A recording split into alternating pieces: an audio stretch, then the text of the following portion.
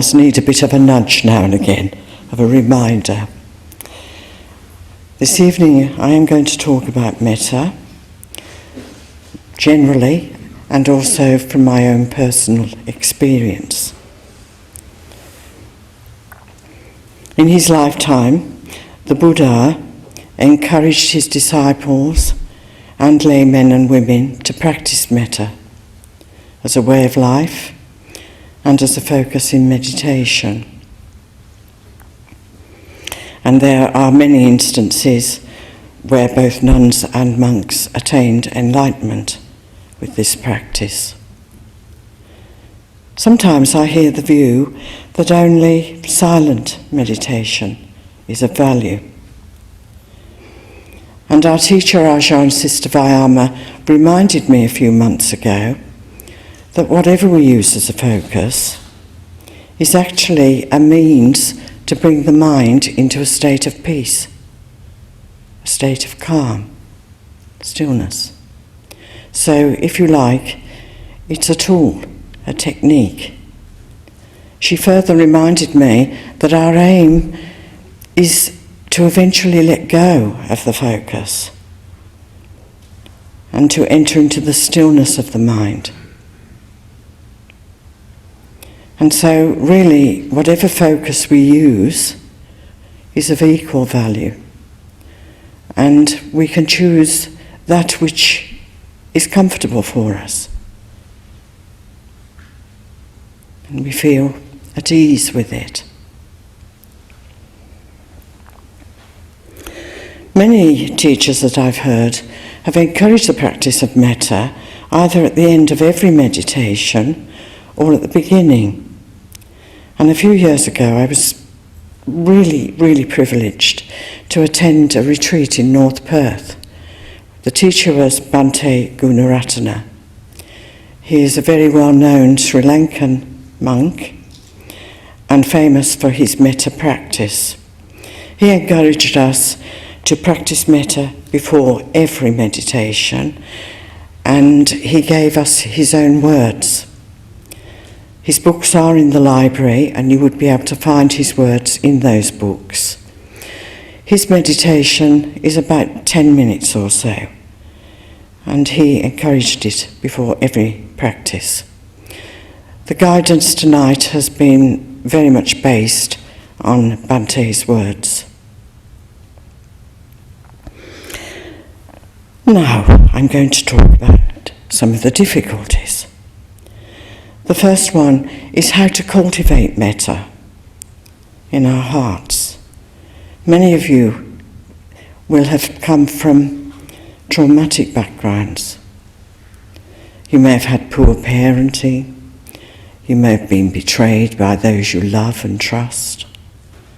You may have experienced war, hardship, suffering. And rather than offering loving kindness, you might actually like to get them by the throat. So how to cultivate this feeling of loving kindness? Ajahn Brahm suggests we use imagination. Imagine a poor little abandoned creature, a little kitten or a dog, a little puppy, cold, wet, hungry, matted fur, sticky eyes. Oh, poor little thing. Pulls at the heartstrings. And then to imagine you take that poor little creature and you give it warmth, love. And then to imagine the response as recovery and healing takes place. The giving of love. Or you may think of a mother cradling her baby, and this is a universal symbol of unbounded, unconditional love. If you find you really can't offer to any human beings, then you may choose to offer to a pet, a dog, a cat, an animal that you have great love and caring. Or you may think of things you see on television, reading newspapers, the suffering that is happening in the world, and we feel our hearts go out to them. People caught up in tsunami, earthquakes, volcanic eruptions, caught up in war, living under tyrannical dictatorships, living in dread and fear, unable to trust even those closest to them. And we may then feel a sense of gratitude and appreciation that we live here in West Australia. And if you really find that you can't get this feeling, no matter what you do, then just say the words. Just say them. It wouldn't be overnight, it takes a long time, but Ajahn Brahm tells us that whatever we say, whatever we think, whatever we see, hear, is taken up by the mind and will enter the mind. So if you just say the words, eventually the mind will pick this up and metta will arise. The second difficulty I talk about is one that I really know personally, and this is putting oneself first. Wow. And last. When I first practiced this metta, it was at a retreat in Safety Bay, and Ajahn Aliyasila gave a very traditional Buddhist guidance. I was totally blown away. I thought it was wonderful. And that was when I decided this was going to be my practice. However, but, big capital letters, when I came to offer to myself first, I couldn't do it. Oh, it was selfish, surely. Other people come first. And then I found at the end of the meditation, I couldn't even offer myself as a postscript, an afterthought. It was so difficult. And then I started my internal conversation, and I said to myself, is it not true that the Buddha knew far more about this than you did? Yes, I said. Is it not true that the Buddha is unsurpassed in his understanding of the human mind? Yes. And so I thought, if he said, put yourself first and last, wouldn't he have had a really good reason for that? Yes, I said. So I thought, okay, I'm just going to say the words. Well, I can tell you I was like a worm on the end of a hook, full of discomfort and, oh dear, offering to me? No. But then after quite a long time, I started to see the wisdom in this. I started to see others in myself and myself in others. We all want the same things. We all want to be peaceful. We all want to be happy. And I also noticed that as the metta became more powerful and grew, that neither other people nor myself were first or last. It's just metta. A very, very powerful energy. It's, if you like a level playing field. And then I thought about the Buddha's teaching of investigation, ehipassiko. So I thought, where did this come from? Why have I believed other people come first, with so deeply entrenched that it was almost embroidered on the cardiac muscle? It was set in concrete. And so I reflected on it. Where's it come from? And seeing conditioning of early childhood. And it was from very, very early childhood. where if I was perceived to be selfish, I was punished. I was punished physically, and I was called names. Nasty little girl, nobody will like you. You're selfish, selfish. And this really was taken on board. And as a result of that, I have never considered myself of any import whatsoever. And this became apparent when I couldn't put myself in the Metta. And I know many people have this sort of background. And so this is one of the big changes that has happened in my life that makes me so grateful that I met the Buddha, so grateful for this teaching, and so grateful for the Metta practice. It has truly changed the way I perceive myself. And now I do consider my feelings. I know in the past it made me behave in unwise, unskillful ways. I thought I was good. I thought I was really noble. It didn't matter how I felt. It didn't matter what happened to me, as long as everybody else was all right. Ooh, what a deal. So really, it's not wise. It's not skillful. And it doesn't mean that you don't care about other people. I do care about other people very deeply. But now I'm able to also care about myself. And it's such a change. Metta has been a catalyst for this change. And now let me see where I've got to.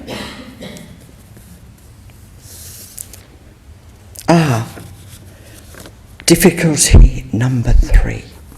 Public speaking. This is a real fear that so many of us have. And I can tell you, I would have thrown myself down the throat of an anaconda. I would have jumped in front of a herd of stampeding elephants. Anything, but please, not public speaking. I would certainly have been on the phone to Rachel this week saying, "Oh, Rachel, sorry, broken my leg in 3 places, come down with the Black Death, can't possibly do it." And by now, like the Rolling Stones, I'd be on my 19th nervous breakdown. And instead, I'm just sat here. I can't believe I'm doing this, really.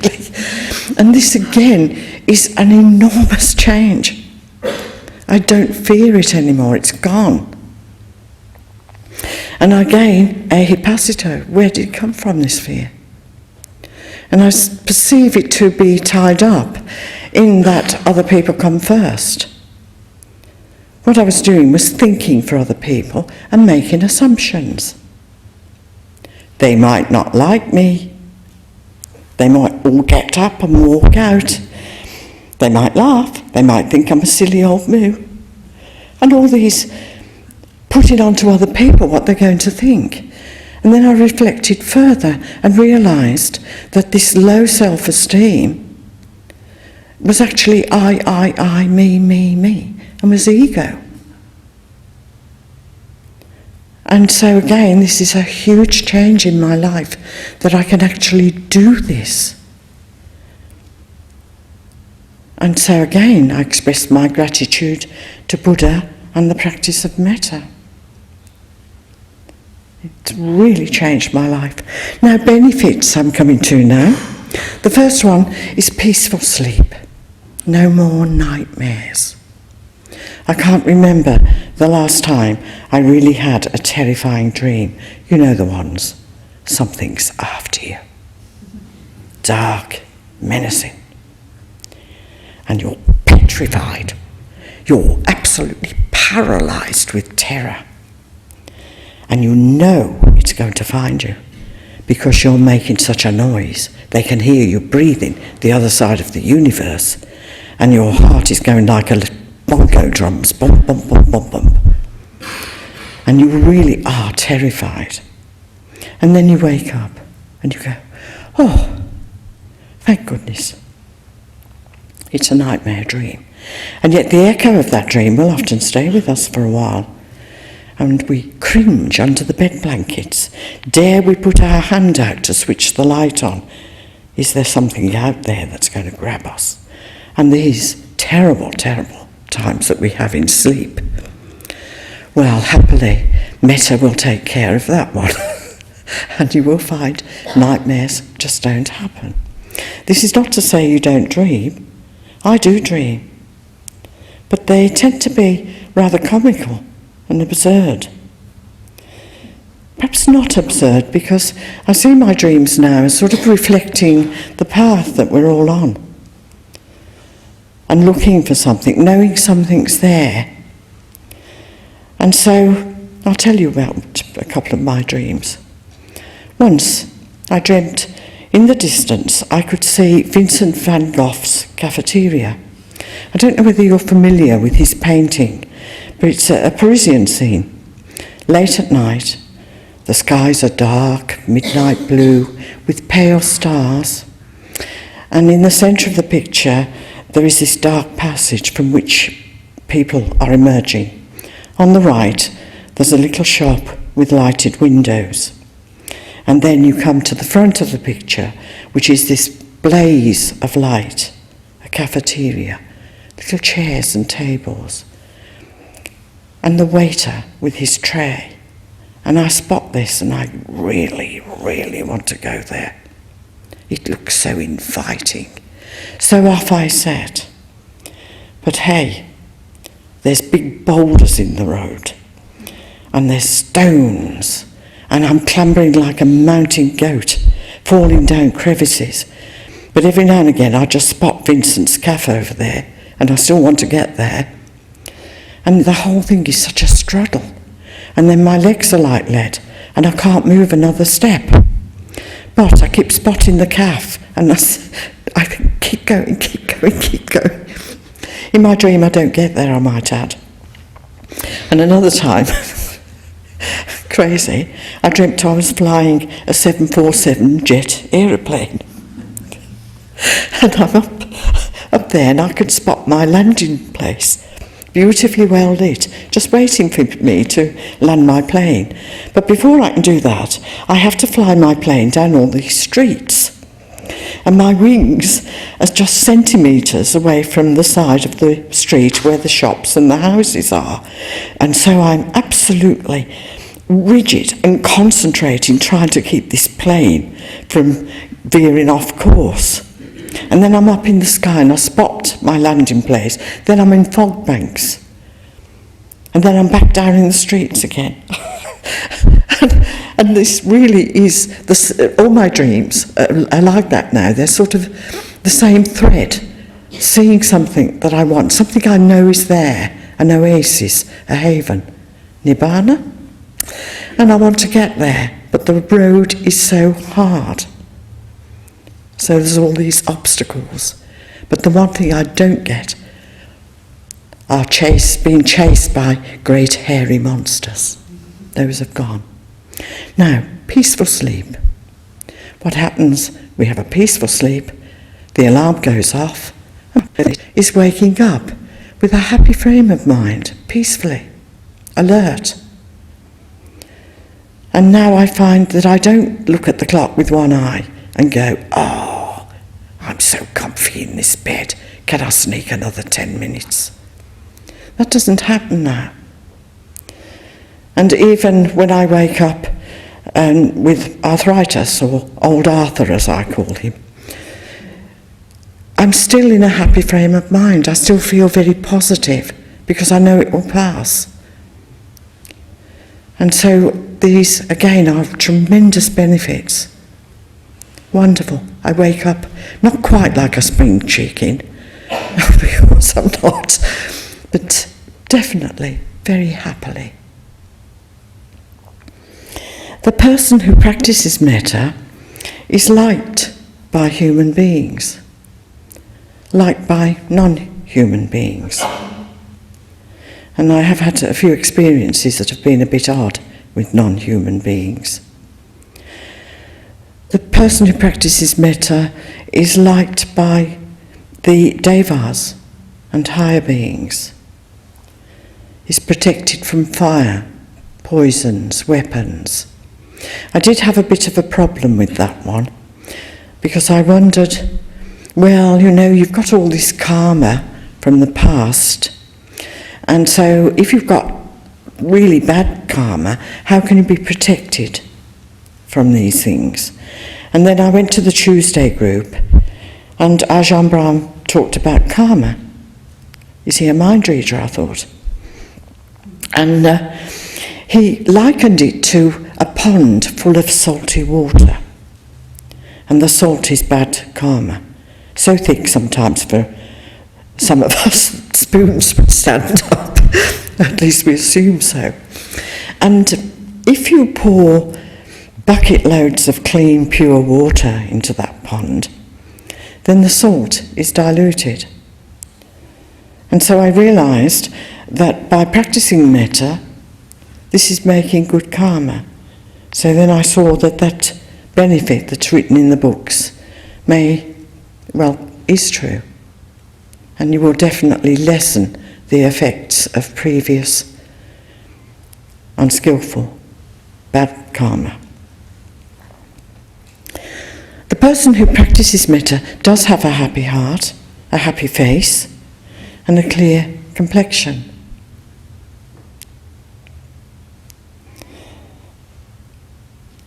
It's also a very good practice to focus the mind.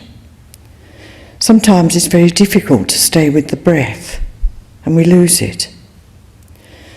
My own experience in metta is that I become totally absorbed. Not every time I practice, of course. It's the practice that I call knocking off the perch practice. It's total absorption, where all the distractions go. It's a practice which would be good for people who are beginning. It helps to focus the mind very, very quickly. Gives the mind something to do. And it's wholesome.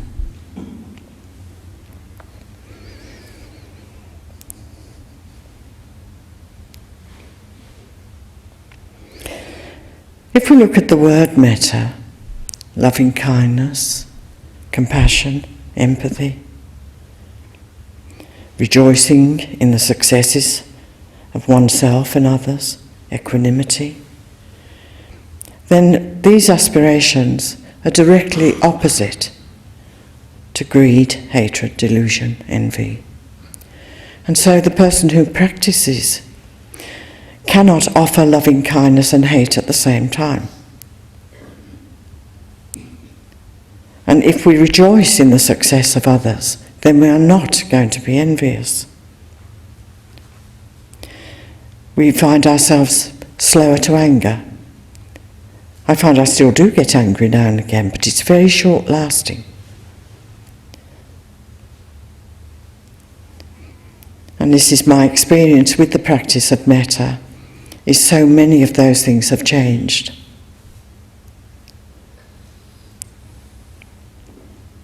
And my mind now is really positive. Those negative states become less and less and less. And finally, the final benefit. Now, when we pop our clogs, we have a peaceful death, without confusion. The person who practices metta will be there at the moment of death. You're a living body, and then you're a dead body, and the last breath comes. And metta will be there. And this is a very positive state to die in. So those are the benefits, of which there are many, and I would, by this time you must know that if there was a fan club, I'd be the first in line to join. I am truly, really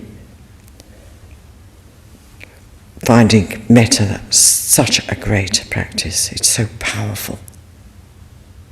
And I do hope you will make it a part of your practice. Now finally, I talk about ways of practicing. And the Buddha's teaching is the first one, the traditional one. Buddha said, offer to yourself, and then to your parents, teachers, your family, friends, hostile living beings, all living beings, and then back to yourself. And the words of the Buddha are quite short. May I be free from enmity. May I be free from mental suffering. May I be free from physical suffering. May I take care of myself happily. And that is the traditional teaching of the Buddha. Another one would be where you just focus on human beings. And this is, again, first yourself. And then you focus on a lovable person. Not someone you know, but someone, a world figure perhaps, that you respect, that you see as a noble and good person. And the next one would be an intimate person. This would not be a person with whom you have a sexual relationship, but someone that you're close to, that you admire, that is a good friend or member of your family. And then the next person would be a neutral person.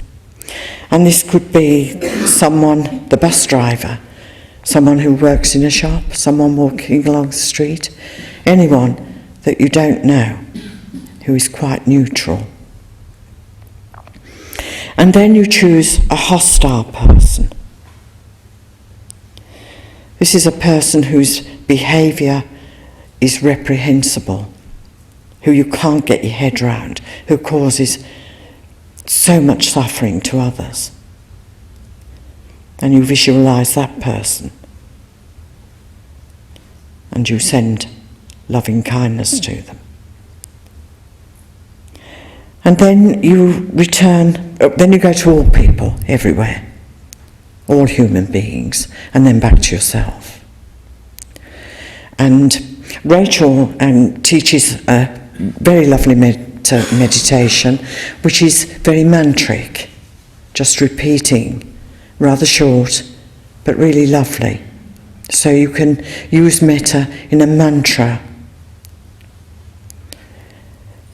And then finally I'll talk about geographical, where you start with yourself and then you offer love to all living beings in your house, then in your street, then in your district, in Perth, in West Australia, and then to Australia. And then you move out to the world. And if you wish, you may extend that and move out into the universe, and then back to yourself. What words to use? There are the traditional ones of the Buddha. You may find words from other teachers, or you may just use your own. There's no limitations here. You can offer to whoever you want to, and you can make your own words, just whatever you feel comfortable with. So that really brings me to the end of the talk, and I don't know whether any of you know Peter Cundall, who has just retired from the ABC's gardening show. A really lovely man, and I am now going to really plagiarise, with apologies to him, using his words. You know what's coming next. That's your blooming lot.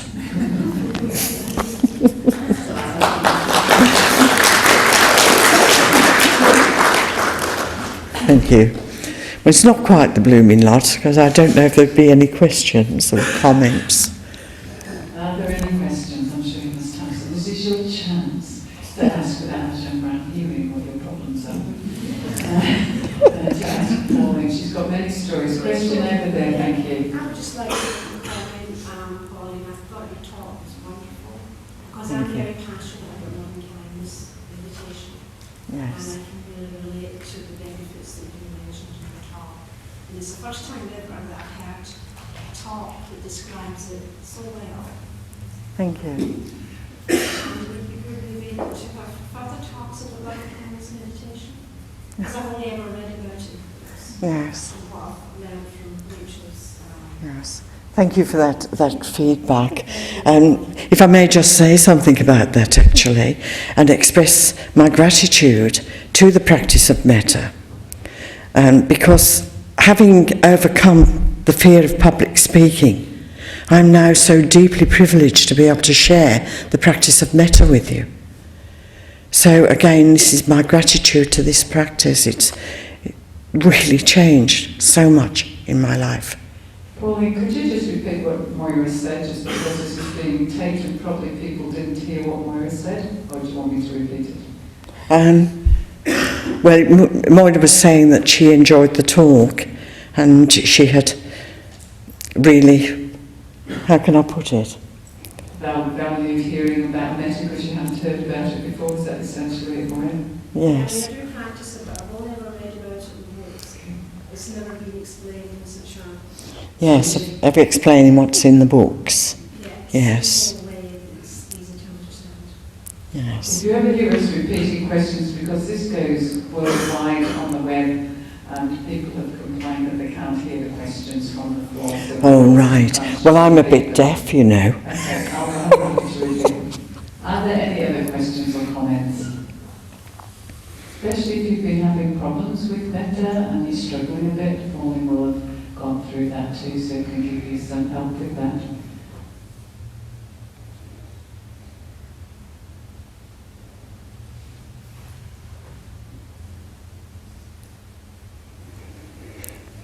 I don't want to argue with her.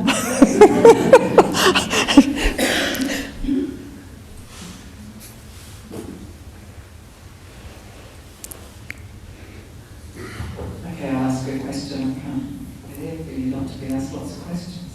And how long do you practice for each day, Pauline? Rachel, well, they'll hear you because you're on the microphone there. I practice until I come to the end. I don't really time it now, actually.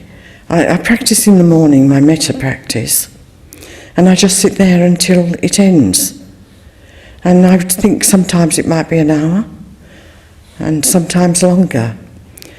On those occasions where I find I become absorbed in Metta, and I reach the silence, I will maybe there for a few hours. And then, of course, one impermanence. You have to come out of it. And I'll be sitting there so peacefully, and then my mind says, hey, this is great. Back. So we all do this, don't we? It's all sort of impermanent. But yes, it does vary actually, Rachel, quite a lot. Mm.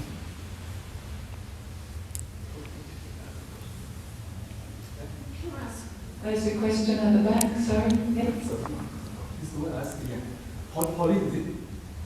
Pauline, what's the difference in that you practice loving kindness, your version of loving kindness, and the Tibetan Buddhism? There's emphasis on compassion. I'm sorry, I'm a little bit...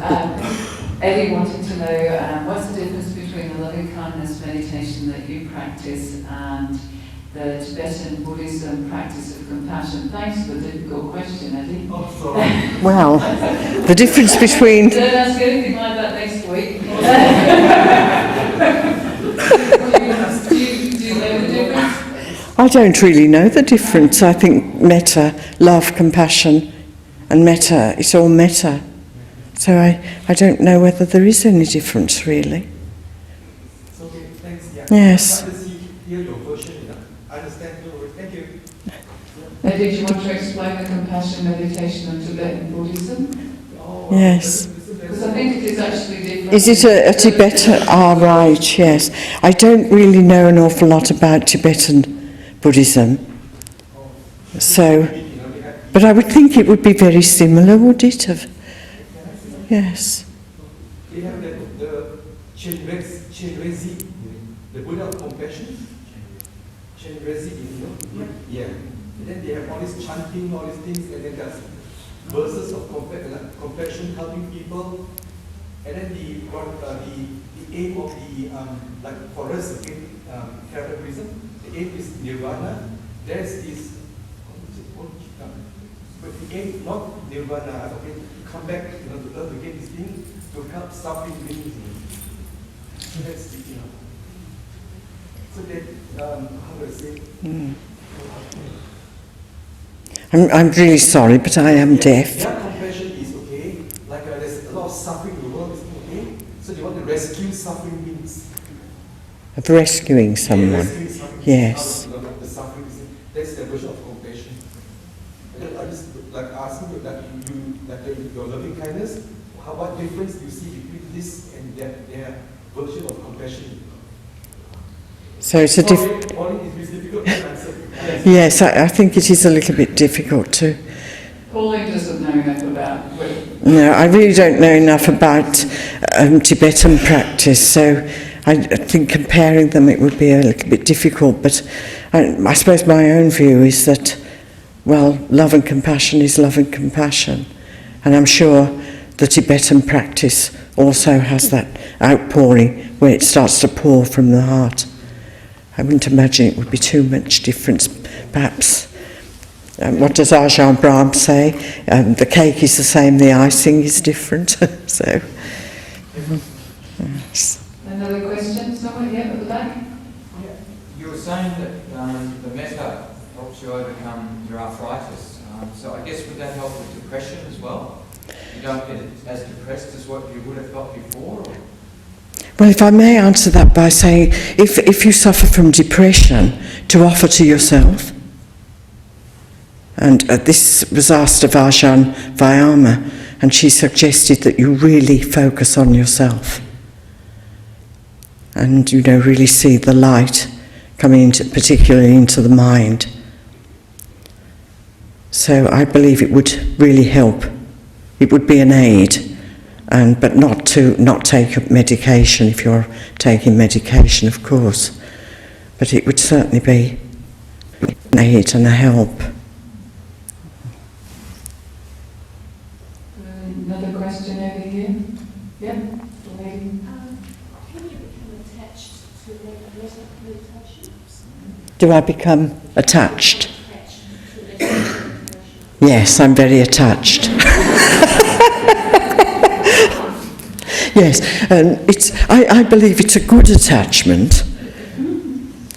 So I'd rather be attached to Metta, really, because it does have those really skillful and wise aspirations that are of benefit to oneself and others. So yes, I'm very, very attached.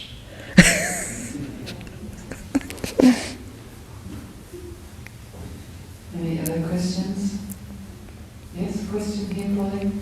Yes, you do mention about after you practice metta, you have less and less. Whenever you get angry, you get less and less. Now, in the first instance, if you get sort of angry, or how does that relate to anger management? Sort of, like, if you get anger, it will be really hard sometimes to focus on other things except your anger. Now, sort of how, in a way, how metta will help. Like, you kind of forget to meditate. Oh, you mean, I think because for me, I can only speak from my own view, but having practiced metta, it's always there. It becomes imbued in the mind. And I find, I can't remember the last time I got angry now. It's just disappearing. But true, if you're in a situation where you're angry, you can't suddenly say, excuse me, but I'm off to do some metta here, and try and do it then. I think it's a sort of preparatory thing where you're practicing metta constantly, then that anger is not going to arise. It becomes less likely, and it goes quickly. You pick it straight away. Does that answer your question? Yes. Am I allowed to make a comment on that? Yes? Just because I do a lot of metta as well. If I've got something that I'm angry about, I will send loving kindness to it.